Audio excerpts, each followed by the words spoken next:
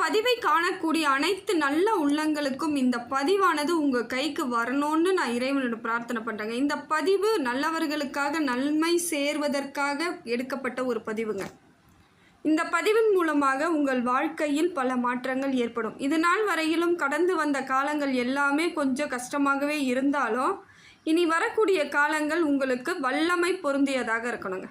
எல்லா இடத்துலையும் நன்மை உங்களுக்கு வந்து சேரணும்னு இறைவனை பிரார்த்தனை பண்ணிவிட்டு இந்த பதிவை நான் உங்களுக்கு கொடுக்குறேன்.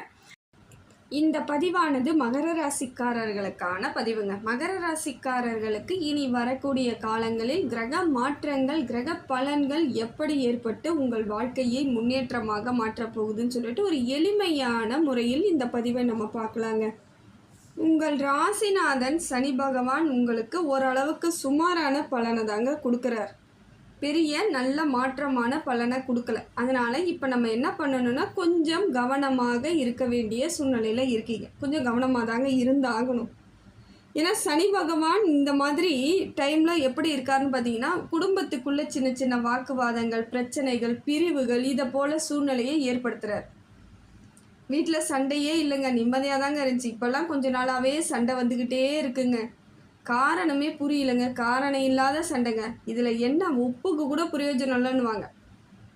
ஆனால் அது காரணம் என்னன்னு பார்த்தீங்கன்னா, கிரகங்கள் மாற்றம் வரும்பொழுது அந்த மாதிரியான பிரச்சனைகள் நிச்சயமாக வரும். நமக்கு புரியாது ஏன் சண்டை வருது, எதுக்கு சண்டை வருதுன்னே புரியாது. அந்த இடத்துல என்ன தவறுன்னு கூட இருக்காது. அந்த தவறுக்கு அங்கே ஒரு தவறு கூட நடந்திருக்காது. சாதாரண சில விஷயங்கள், இயல்பாக நடக்க வேண்டிய சில விஷயங்கள் கூட பிரச்சனையாக, கோபமாக, சண்டையாக முடியறதா இதுதான் காரணம். கொஞ்சம் பொறுமையுடனும் நிதானத்துடனும் செயல்பட வேண்டிய இடம் இதுங்க. ஏன்னா கணவன் மனைவி இடையே கூட கொஞ்சம் வாக்குவாதங்களோ, பிரச்சனைகளோ, ஈகோவோ, மனக்கசப்போ வருவதற்கு அதிகமான வாய்ப்புகள் இருக்குது. அப்போ நாம் கொஞ்சம் உஷாராக இருந்துக்கணும். அதை தான் இப்போ சொல்ல வரோம். எதுவுமே தெரியாமல் நம்ம எதாவது பிரச்சனை பண்ணிக்கிட்டு இருக்கிறதுக்கு இதுதாங்க பிரச்சனை. இப்படி இருக்கும். கொஞ்சம் அமைதியாக போங்கன்னா அமைதியாக போயிட போகிறாங்க. அந்த இடம் ஸ்மூத்தாக இருக்கும். அதுதான் இப்போ இந்த மாதிரி நம்ம வந்து பலன்களை இதற்குத்தான் சொல்லுவது. பிரச்சனைகளை எளிமையாக நம்ம வந்து முடிச்சுக்கலாம். பெரிய அளவுக்கு கொண்டுட்டு போக வேண்டிய அவசியம் இல்லை. இப்போ நேரம் அப்படி தாங்க இருக்கும். என்ன பண்ணுறதுங்க, சண்டை வரதான் செய்யும். நாம் போயிடுவோம், பொறுத்து போயிட்டா அடுத்த நாள் சரியாயிடும்ன்ற எண்ணத்தோடு இப்போ செயல்பட ஆரம்பிச்சிருவீங்க. அதே போல் தொழில் போட்டிகள் அதிகமாக வருவதற்கு வாய்ப்புகள் அதிகமாக இருக்குது. தொழிலில் ஏதோ ஒரு சின்ன சின்ன விஷயங்கள் கூட போட்டியாக மாறுவதற்கு இந்த சூழ்நிலை கொஞ்சம் உங்களுக்கு இருக்குது. மகர ராசிக்கு அப்படிப்பட்ட ஒரு அமைப்பு இருக்குது. இது எப்படின்னு பார்த்தீங்கன்னாக்கா, தொழில் செய்கிறவங்களுக்கு மட்டும்தான் இந்த பிரச்சனை இருக்குமானா இல்லை. இப்போ வேலைக்கு போகிறீங்கன்னா பக்கத்தில் வேலை செய்யக்கூடியவர்களாக இருக்கலாம், மேலதிகாரியாக இருக்கலாம், கரெக்டாக ஃபைலை மறந்து போயிருப்பீங்க, ஃபைலில் ஏதாவது சின்ன தவறு நடந்திருக்கலாம். அந்த மாதிரியான வாய்ப்புகள்லாம் வர வாய்ப்பு அதிகமாக இருக்குது. கொஞ்சம் கவனமாக இருக்கும். அதனால் தொழில் செய்யக்கூடிய இடம், அது ப்ரைவேட்டோ, கவர்மெண்ட்டோ, சொந்த தொழிலோ, இல்லை பார்ட்னர்ஷிப்பில் செய்கிறீங்களோ, எதுவாக இருந்தாலும் தொழிலில் கொஞ்சம் கவனம், செய்யக்கூடிய செயல்களில் ரொம்ப ரொம்ப கவனமாக இருக்க வேண்டிய நேரம் இது. உடலில் ஏதாவது உபாதைகள் வருவதற்கான வாய்ப்புகள் இருக்குது. இந்த செரிக்காமல் போகிறது, வயிறு பிரச்சனை, வயிறு சம்மந்தப்பட்ட பிரச்சனைலாம் அதிகமாக வர்றதுக்கு வாய்ப்புகள் இருக்குங்க. நல்ல ரத்தம் ஓட்டம் குறைவாக இருக்காங்க. அதுவும் பெண்களுக்காக இருக்கக்கூடியவர்களுக்கு ரத்தம் கம்மியாக இருக்குன்னுவாங்க, சரியாக சாப்பிட முடியலன்னுவாங்க, சரியாக தூங்க முடியலன்னுவாங்க, மனசுக்குள்ளே ஏதோ ஒரு பதட்டம், பயம் இருக்குன்னுவாங்க. இது எல்லாம் சனி பகவான் அந்த மாதிரியான அமைப்பில் இருக்கிறதுனால இதெல்லாம் இருக்கும். உடனடியாக ஒரு மருத்துவரை பாருங்கள், என்ன பிரச்சனைன்னு பாருங்கள், சரி பண்ணிக்கோங்க. எதுக்கும் பயந்துக்கிட்டு அப்படியே வச்சுக்கிட்டு இருக்காதீங்க, அலட்சியப்படுத்தாதீங்க. சில விஷயங்களை நம்ம உடனடியாக சரி செய்கிறது ரொம்ப நல்லது. ஒன்றும் இல்லைன்னுட்டா நம்ம மனசு இன்னும் ரிலாக்ஸாக இருக்கும். அது ஆக்சுவலாக ஒன்றும் இல்லை தான், ஆனால் அதை சொல்ல வேண்டியவங்க சொன்னால் தானே நமக்கு மனசு சந்தோஷப்படும். அதனால தான் சொல்கிறேன், ஒரு மருத்துவரை பாருங்கள், ஒன்றும் பெரிய விஷயம் கிடையாது, சரியாக போயிடும். இந்த நேரத்தை நாம் கரெக்டாக ஹேண்டில் பண்ணிட்டா அந்த நேரமாகப்பட்டது அமைதியாக போய்கிட்டே இருக்கும், நாமளும் நிம்மதியாக இருந்துக்கிட்டே இருக்கலாம். அதே போல் எங்கேயும் வாக்குறுதிகளை கொடுக்காதீங்க. அது குடும்பமாக இருந்தாலும் சரி, மனைவியாக இருந்தாலும் சரி, கணவனாக இருந்தாலும் சரி, குழந்தைகளிடம் கூட வாக்குறுதி கொடுக்காதீங்க. குடும்ப உறுப்பினர்கள்கிட்ட, உறவுகள்கிட்ட, நண்பர்களிடம் எந்த சூழ்நிலையும் என்னால் முடியும், நான் செய்கிறேன் அப்படின்னு வாக்குறுதிகளை கொடுக்காதீங்க. அது அப்படியே ஆப்போசிட்டாக போயிடும். செய்யவே முடியாத சூழ்நிலை ஏற்படும். நீங்கள் சொல்லாமல் கூட செஞ்சிடலாம், சொல்லிட்டா செய்ய முடியாது. அதனால் எந்த இடத்துலையும் யாருக்காகவும் வாக்குறுதி கொடுக்காதீங்க, சப்போர்ட் பண்ணாதீங்க யாருக்காகவும்.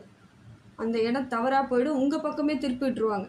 யாரோ செய்த தவறுக்கு உங்கள் மீது பழி வரக்கூடிய சூழ்நிலை இருக்கிறதுனால கொஞ்சம் இந்த இடத்தில் நீங்கள் கவனமாக இருக்க வேண்டிய காலகட்டமாகத்தாங்க இருக்குது. சுக்கிரன் உங்களுக்கு நல்ல அமைப்பில் இருக்காருங்க, சுகஸ்தானத்தில் இருக்கார். சுகமான ஓரளவுக்கு ஒரு சுப பலன் கிடைக்கக்கூடிய அமைப்பில் அவர் இருக்கார். இப்போ மற்ற கிரகங்கள் உங்களுக்கு ஒரு மாதிரி அமைப்பு சரியில்லைனாலும் சுக்கிரன் கொஞ்சம் சப்போர்ட் பண்ணுறார்.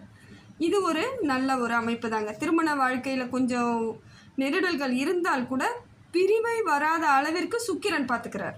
இந்த நல்ல ஒரு அமைப்பு தான். இந்த நல்ல பலன் கிடைக்கக்கூடிய அமைப்பில் சுக்கிரன் உங்களுக்கு ஒரு நல்ல மாற்றத்தை கொடுக்குறாரு. வெள்ளிக்கிழமை தோறும் நீங்கள் அம்மனுக்கு வழிபாடு செய்து வாங்க. இன்னும் சுக்கிரன் பலம் உங்களுக்கு பலமாக இருக்கும் பொழுது இந்த பொருளாதாரம் பிரச்சனை எல்லாம் காணாமல் போயிடுங்க. ஏன்னா சுக்கிரன் நல்ல அமைப்பில் இருக்காரு. அம்பாள் வழிபாடு செய்யும் பொழுது இன்னும் பலன் பல மடங்கு ஆகும். இல்லைன்னா குலதெய்வத்தினுடைய வழிபாடு செய்யுங்க. இதெல்லாம் செய்யும் பொழுது சின்ன சின்ன எளிய பரிகாரங்கள் தாங்க நம்ம வாழ்வை ஓரளவுக்கு நமக்கு தகுந்தாற் போல மாற்றிக்கொள்ளக்கூடிய அமைப்பை இறைவன் நமக்கு கொடுக்குற ஒரு வரம் தான் இதெல்லாம். இந்த மாதிரி பரிகாரம்லாம் பண்ணி பாருங்கள்.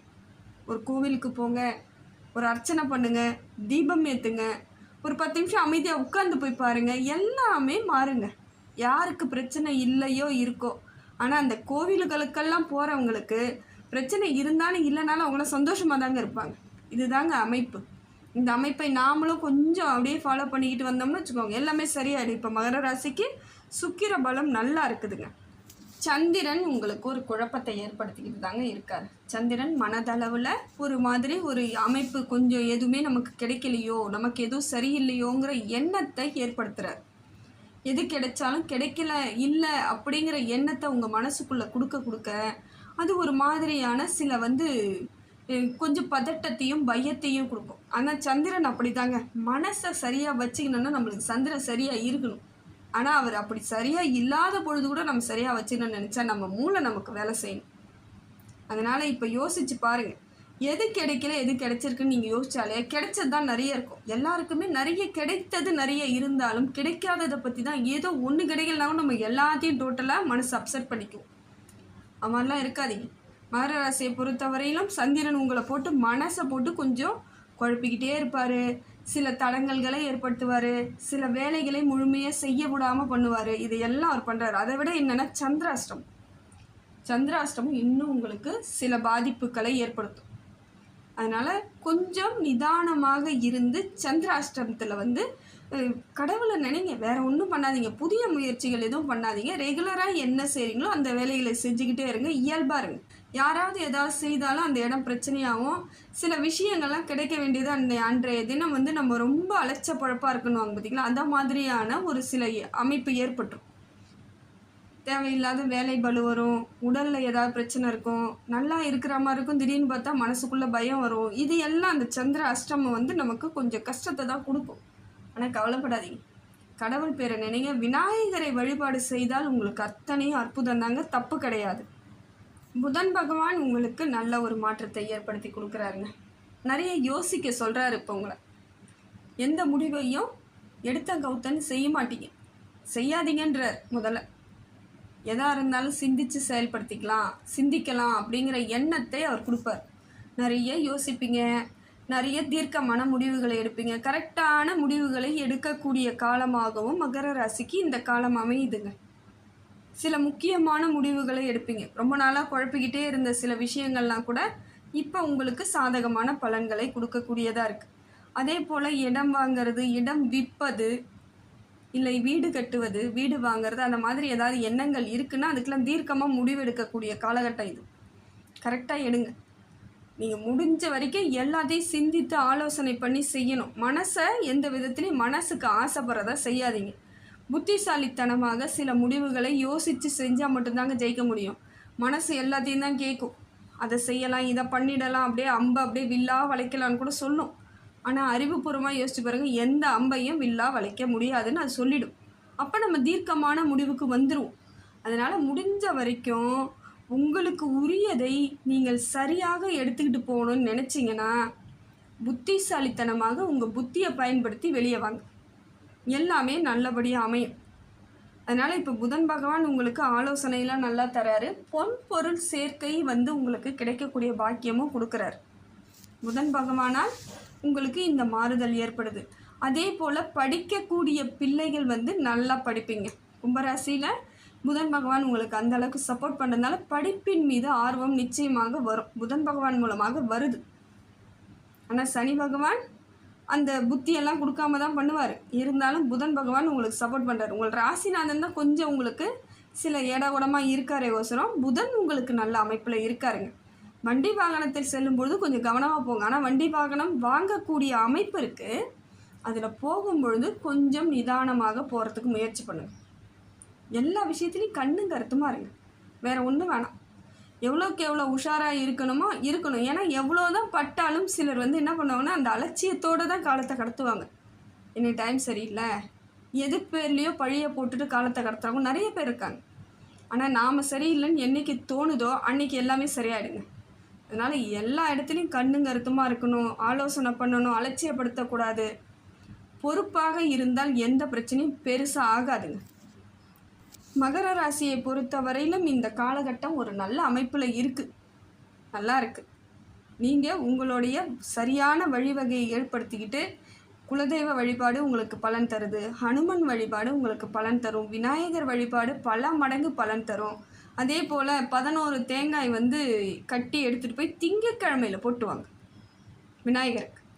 உங்களுக்கு அவ்வளவு சீக்கிரம் எல்லாமே எளிமையாக கிடைக்கக்கூடிய அமைப்பை உங்களுக்கு விநாயகர் கொடுப்பார். விநாயகர் மட்டும்தாங்க நிறைய பேருக்கு எல்லா நல்லதையும் செய்யறதுக்கு அவர் தாங்க இருக்கார்.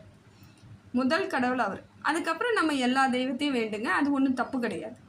அதனால் இப்போ பார்த்தீங்கன்னா உங்களுக்கு இறைவனோட அனுகிரகம் வேணும் அப்படின்னு நினைக்கக்கூடியவர்கள் இறைவனை கெட்டியமாக பிடிச்சிக்கணுன்றவங்க விநாயகரை ஃபஸ்ட்டு பிடிச்சிருங்க, ஹனுமனை பிடிச்சிக்கோங்க. அம்பாள் வழிபாடு இன்னும் சிறப்பு மிக்கதாக இருக்குது. உங்களுக்கு எல்லா தெய்வங்களும் வழிபாடு பண்ணுங்கள். ரொம்ப மனசு சஞ்சலமாக இருக்குது, ரொம்ப கஷ்டமாக இருக்குது, என்ன பண்ணுறதுனே தெரியலன்னா ஒரு சிவாலயத்துக்கு சென்றுட்டு வாங்க. அது எந்த சிவாலயமாக இருந்தாலும் பரவாயில்ல. ரொம்ப தூரம் போய் தான் போனாலும் போங்க, பக்கத்துலேயே இருக்குங்க, வீட்டு பக்கத்துலேயே நான் அங்கே போகிறேங்கன்னா போங்க. அது உங்கள் விருப்பம் போல், உங்களுடைய அமைப்பிற்கேற்றாற் போல் போங்க. சிவாலயத்துக்கு மட்டும் போயிட்டு வாங்க, பிரச்சனை எல்லாம் தீந்துடும். சிவனுக்கு அப்படி ஒரு அற்புதமான சக்தி இருக்குது. நம்மளெல்லாம் கரெக்டாக வழி நடத்துறதுக்கு அவருக்கும் நம்ம வந்து சப்போர்ட் பண்ணுவார். அதனால் சிவாலயங்களுக்கு போங்க, மனசில் இருக்கக்கூடிய பாரம் எல்லாம் குறைஞ்சிரும். இறைவனோட அனுகிரகம் முழுமையாக இருக்குது. பார்த்துக்கோங்க, கொஞ்சம் நிதானமும், பேச்சில் நிதானம் வேணும், பொறுமை வேணும், அமைதி வேணும்.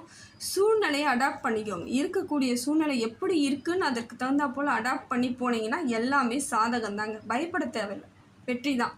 இனி வரக்கூடிய காலங்களை உங்களிடம் எல்லாமே ஒப்படைக்கிறேங்க. இப்போ நான் கிரகங்கள் எப்படி இருந்தால் நீங்கள் அதை எப்படி ஹேண்டில் பண்ணுறீங்களோ அது உங்களுக்கு சாதகமான பலனை கொடுக்குது.